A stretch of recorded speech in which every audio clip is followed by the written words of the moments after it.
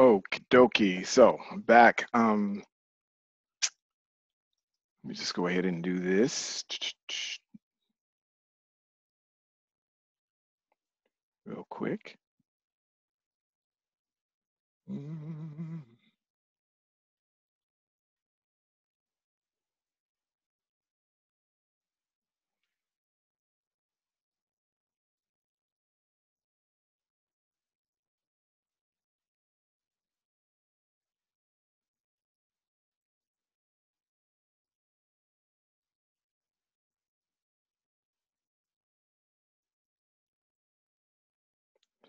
All righty. So here we go. Basically I plan to calibrate the current probe using the Arduino IDE, and then I want to calibrate the magnetic field sensor with the current probe using the Arduino IDE. And so there's going to be a way that this can be accomplished. After that, I would like to make sure that I repeat steps 1 and 2 using Python and PyCharm. And so this would be great. And of course, I'm trying to do all of this in Zoom so that it can be recorded, so you guys can see, and I'm documenting appropriately right now. So these are just some of the things that I'm trying to accomplish, and we're going to accomplish them. Okay, so let's go ahead and let's look at just a couple of things. The first thing that I'll do is I'm going to just quickly um, go over some of the things that we're going to be using in here. And the first thing is going to be the Arduino IDE. And so, oh, I'm already on it. So let me see. Let me just go ahead and start up a new site.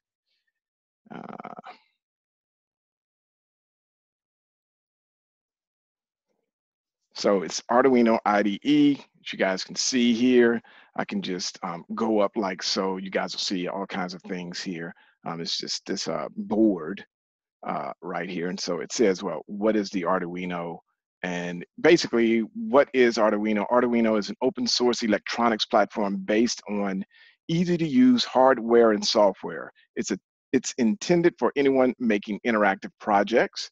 So definitely, these are some of the things that we're going to be doing. And then you have the Arduino board.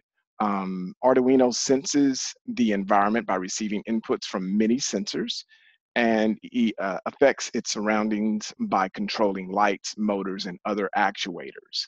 So those are some of the things that we're really trying to get into. And then we have this Arduino software. You can tell your Arduino what to do by writing code in the Arduino programming language and using the Arduino development environment. So basically, we can always go over here to download the software. Now, I can't download it in this particular case, in this particular case, but well, I already have it downloaded. So you can access it online using an online IDE, but we're going to use the desktop IDE. And you can see it works on Windows. They have a Windows app. You have Mac OS. We have Linux here. And so basically, and look, Linux ARM. Wow, beautiful. Okay, so we have the Mac OS X download. And so basically, I am going to use that. They look like they have hourly bills and all of that stuff, and that's great and wonderful. So I'm just going to go here, take a quick snapshot of this, and I'm just going to take this into Paper by 53 so that we'll always know pretty much where we're going here. So I'm going to pull this one in.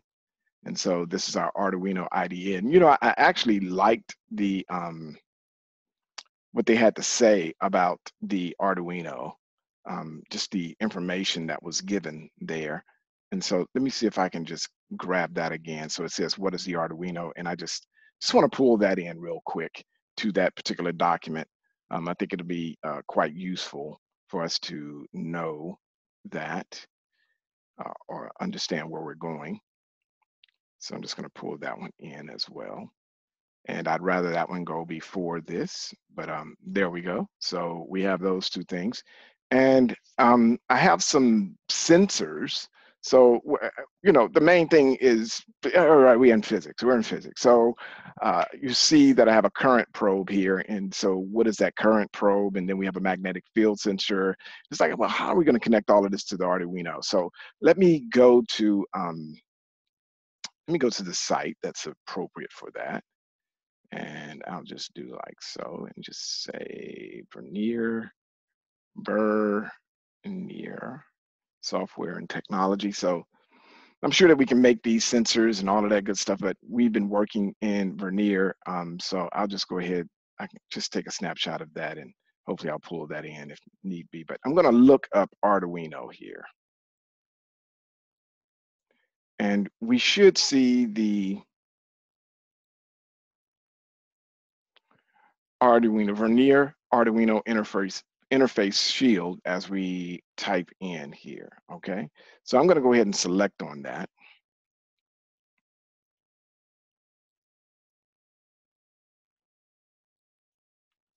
Okay, and basically it's a board that's made by Arduino. I mean, not Arduino. I think it's Vernier Arduino or Vernier, and it sits on top of the actual Arduino board that we saw. And these are like all of the sensors that accompany it. And so, I mean, I'm like, wow, this is like awesome.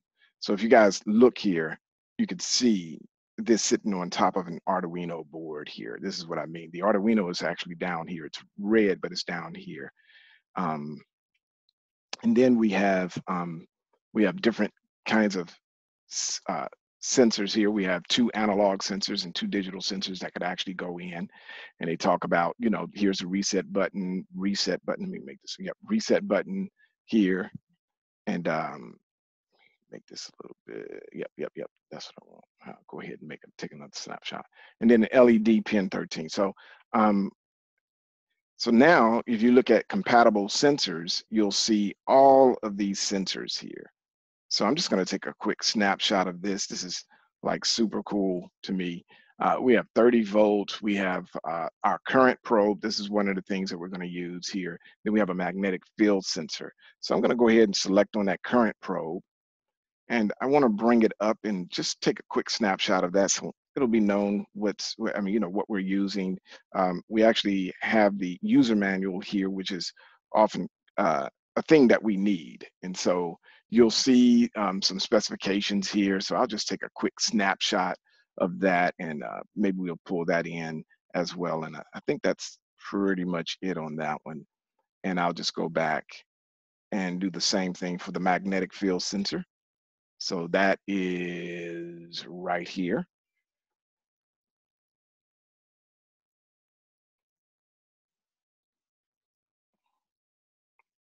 And so now this is the magnetic field sensor. So we have both of these here. And I'm going to go to the user manual.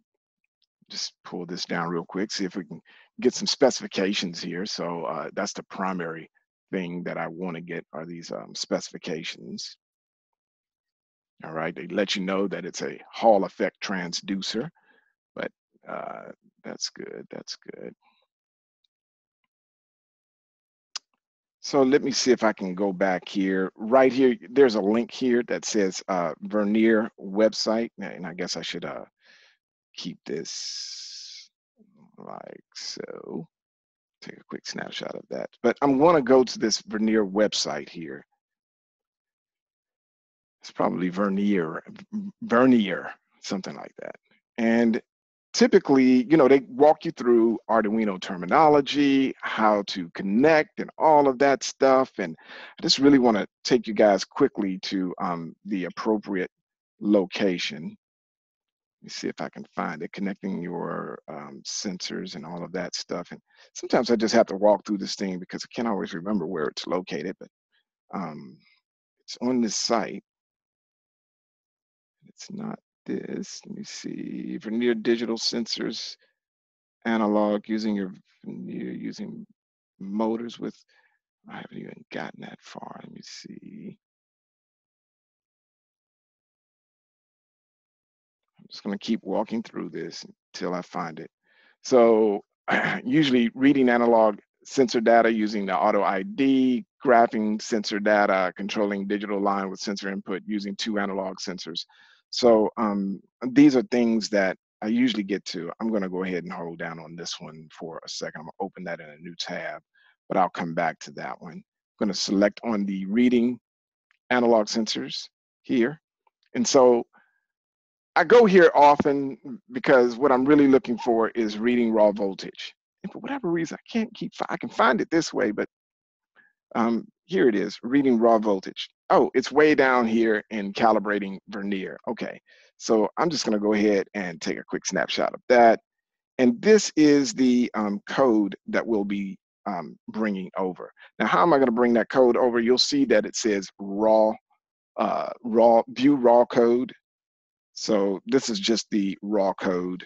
And this is what I'll normally just take this when I'm on the desktop, and I'll take that raw code and I'll bring it in that way and into the Arduino IDE. And those are some of the things that I plan to do. And so I want to do them from the raw voltage standpoint.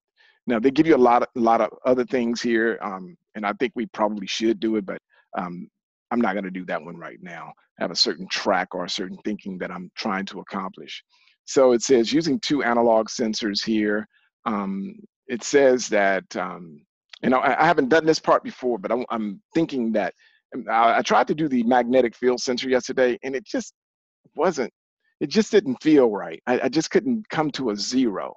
I couldn't define my 0 point. And I couldn't define, I couldn't define magnetic field, even though it existed, but I need to have a point of reference. So that's what I mean when I say 0. So it's not really 0, it's just a point of reference. So from which to measure. So the Vernier audio interface shield contains 2 analog BTA sockets that will allow you to take sensor readings from 2 different analog sensors at the same time.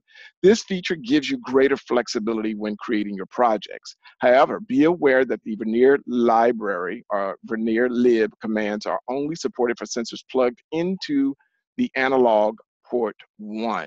What? Okay, to use, so I'm not sure I'll even use that. If I can just use raw data, that's great. If this is gonna keep me from using raw data, then okay, fine, you know. But we started here, so we're gonna continue right here. Plugged into this analog port. It says to use 2 sensors, you must write a sketch that uses the Vernier lib commands for the first sensor and the calibration equations as explained in calibrating analog sensors section for the second sensor. If you're using a temperature sensor, we recommend plugging it into analog 1 port as its calibration equations are quite cumbersome. Note you can also take data from 2 sensors with 2 analog proto board adapters. Okay. And be sure to write them as explained in connecting Vernier sensors to the Arduino using the breadboard section. So I'm willing to use whatever I need to in order to accomplish this task. So I'm just going to keep that. I'll select that. And let me, since we're at this location, let's go ahead and just bring all of this stuff in to the documentation. I'm always expecting, I need to just document, that's all.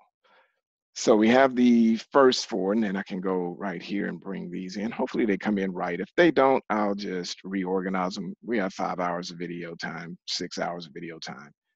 So they look as though they came in properly, okay?